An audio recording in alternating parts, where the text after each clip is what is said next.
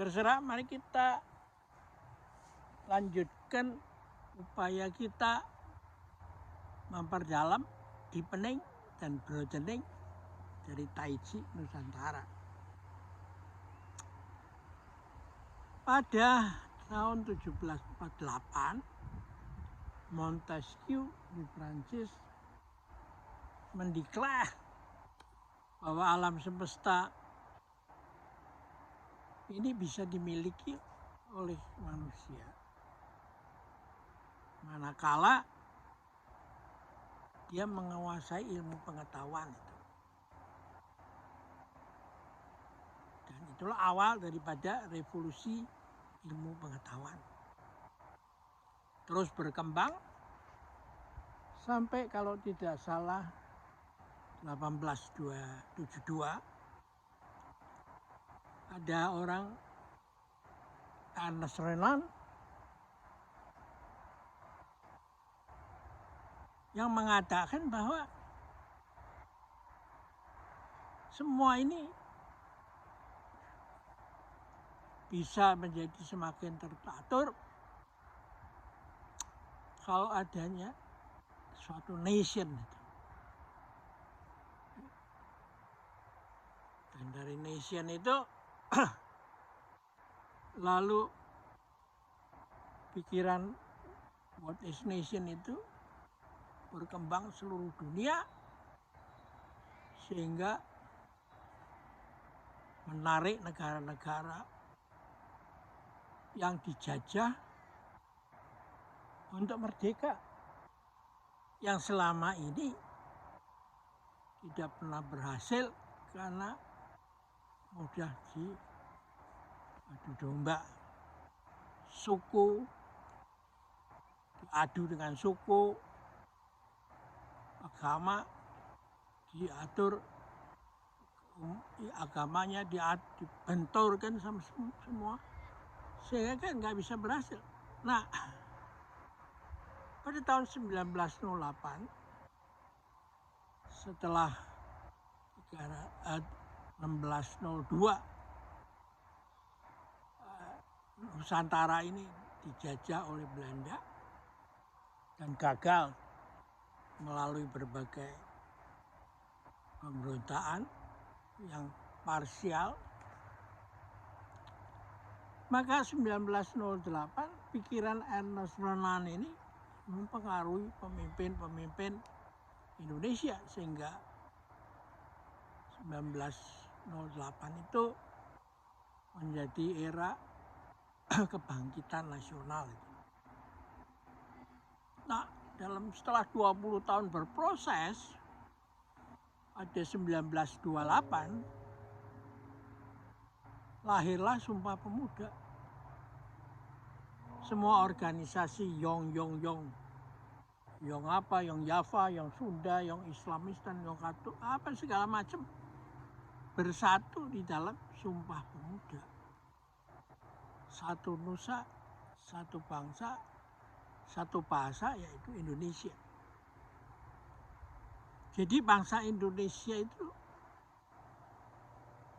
lahir dulu sebelum kemudian pada 1945 merdeka. Nah, yang menarik adalah bahwa nasionalisme Indonesia itu tidak sempit untuk dirinya sendiri. Karena itu di dalam Undang-Undang Dasar 1945 di dalam pembukaannya dikatakan kemerdekaan adalah segala bangsa. Dan karena itu penjajahan di muka bumi ini harus dienyahkan karena bertentangan dengan asas kemanusiaan. Nah, yang menarik adalah baru merdeka 45, dalam 10 tahun kemudian 1955 pemikiran itu disebarluaskan di dalam konferensi Asia Afrika yang diadakan di Bandung. Lalu muncullah di negara Asia dan Afrika banyak negara-negara baru yang merdeka. Dan ini menimbulkan masalah bagi negara-negara Barat sebagai pemenang Perang Dunia Kedua. Mereka bingung, bagaimana ini? Kan mereka harus ditampung untuk menjadi namanya saja Perserikatan Bangsa-Bangsa. Lantas bagaimana cara mengambil keputusannya? Nah, pada saat 1960, 5 tahun setelah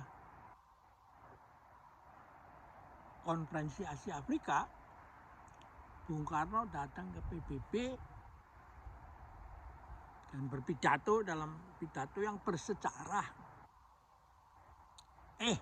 You nggak usah takut. Nasionalisme Indonesia itu bukan yang sempit, tapi berada di dalam taman sarinya internasionalisme. Nah, ini melegakan anggota PBB. Karena apa? Karena kalau begitu kita nggak usah takut. Ya, sampai standing ovation berkali-kali Bung Karno diberi tepuk. Nah, tapi mereka juga mengadakan pengamanan toh. Dan karena itu tetap anggota-anggota yang kuat itu diberi hak veto untuk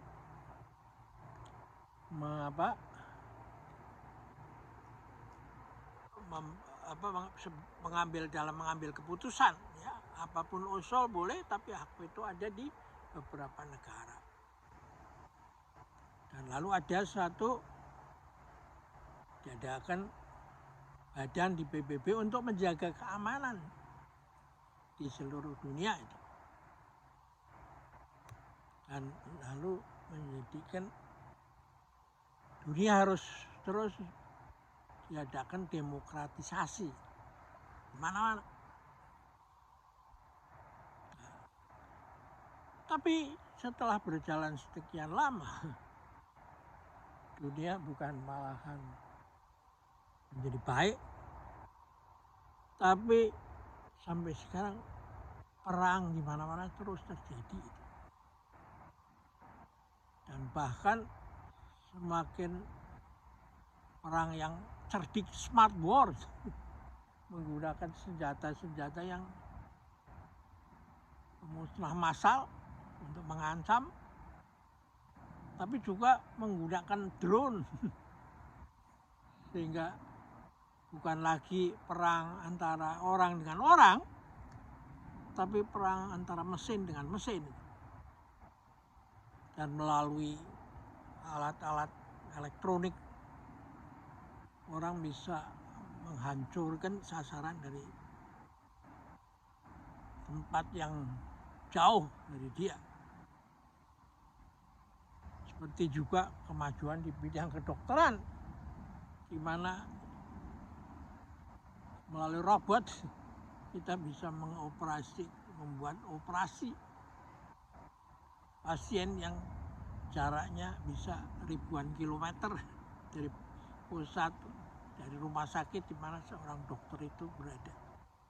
Jadi lantas bagaimana masa depan manusia itu? Sebab kalau tidak bisa diselesaikan dengan baik, maka akan muncul perang dunia ketiga yang lebih dahsyat dan membuat seluruh kehidupan menjadi hancur itu. Tapi bisakah manusia melakukan hal itu? Bagaimana masa depan itu? Apakah harus dilihat dengan kacamata pesimistis? Atau harus bagaimana? Orang juga bingung itu. Nah, ternyata di timur ini ada sesuatu cara pandang yang bisa memberikan harapan asal bisa disebarluaskan menjadi ide untuk seluruh bangsa-bangsa itu. Nah, ini disadari oleh Sekjen PBB Antonio Guterres yang mengatakan bahwa ya kalau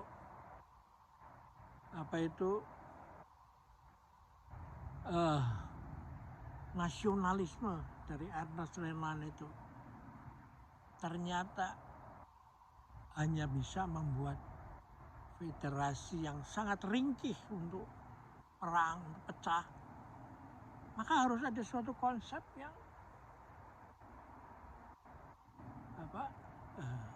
mengembangkan unity and diversity. Nah, dari sebab itulah Taichi Nusantara ini mempunyai kesempatan untuk menjadi diplomasi antar bangsa melalui dialog peradaban. Karena latihan Taichi Nusantara ini diberi narasi yang cocok, yang visioner itu. Ya. Dimulai dari ketika seorang anak atau bayi janin itu berada di dalam kandungan ibunya, dia sudah berlatih Tai Chi itu. Jadi lalu berkembang dan lahir seperti parasit paru-parunya membuka dan dia bersatu dengan udara di luarnya. Lalu dia bertahap berkembang melalui bernapas dan bersatu dengan Qi dari bumi dan terus berkembang sampai bersatu dengan Qi langit. Jadi konsepnya sudah berubah dari antroposentrik menjadi antropokosmik. Antroposentrik adalah manusia sebagai pusat. Kalau antropokosmik, kosmos menjadi pusat.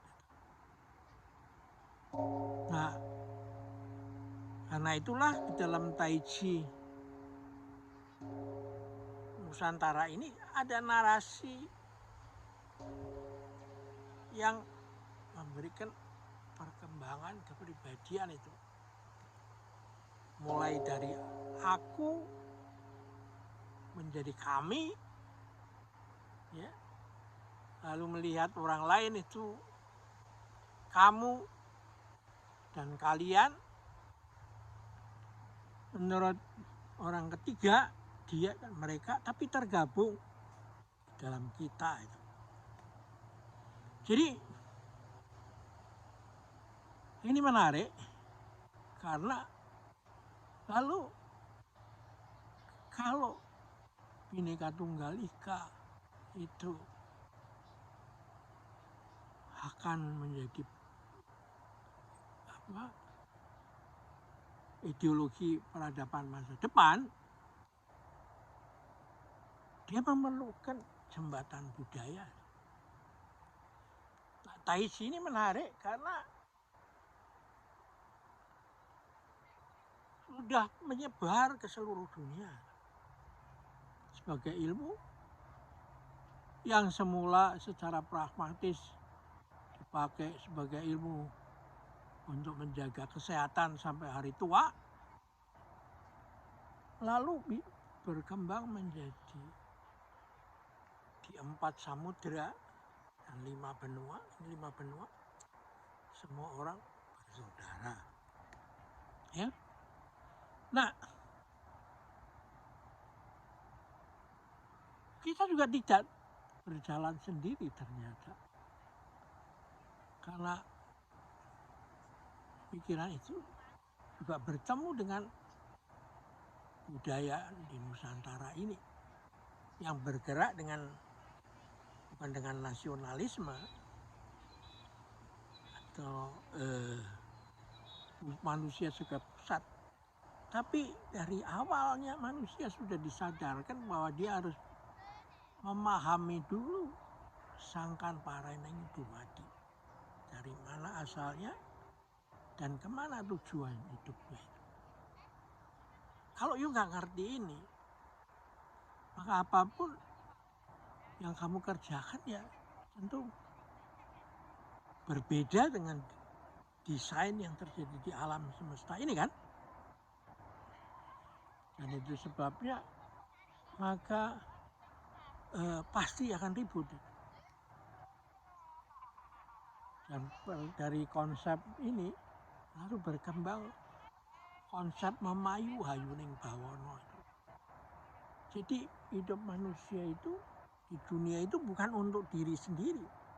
Seperti di dalam konsep di negara barat Amerika dengan Declaration of Independence mengatakan hidup ini adalah kalau orang diberi kebebasan untuk mendapatkan hidup, life, liberty, kebebasan, dan pursuit of happiness. Jadi tugas negara itu hanya adalah melindungi manusia itu supaya bisa melaksanakan atau hidup dalam jaga bisa hidup life dan bebas, punya kebebasan dan mencari kebahagiaan. Nah, memayu hayuning bawono ini beda. Tugas hidup manusia itu mempercatek dunia dan seluruh alam semesta. Nah, karena itulah memang ya, inilah sebabnya mengapa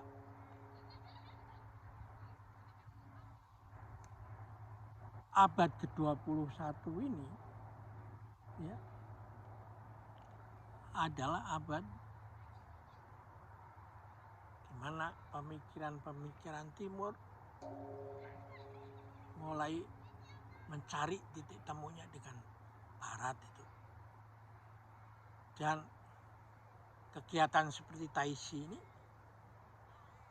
bisa dikembangkan untuk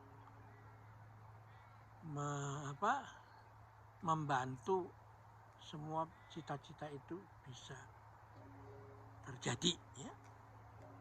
Kita akhirin pertemuan kita sampai di sini dan sampai jumpa lagi.